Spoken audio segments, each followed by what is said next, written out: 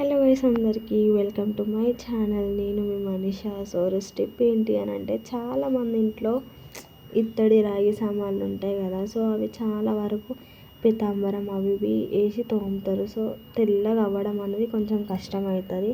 And ఇంకోటి ఏంటంటే, చాలా వరకు ఎక్కువ శాతం అంటే చాలా ఇట్లా ఏమన్నా ఇష్యూ అవ్వడం వల్ల ఇంట్లో ఇత్తడి సామాన్లు కానీ రాగి సామాన్లు కానీ తోమకుండా ఉంటారు కదా. సో వాళ్ళ కోసం ఈ చిన్న టిప్ అనమాట.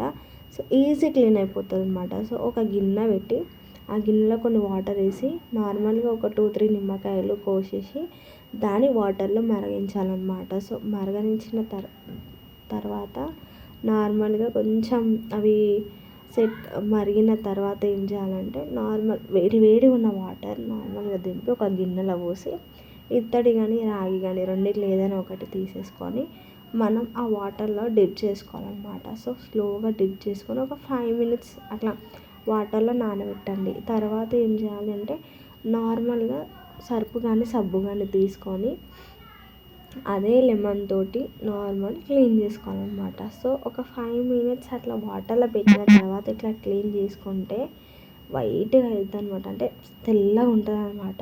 చాలా గ్లో ఉంటుంది. ఎంత బాగుంటుందంటే అంత బాగుంటుంది. సో ఏంటంటే, ఇది నేను చాలాసార్లు ట్రై చేశాను అనమాట.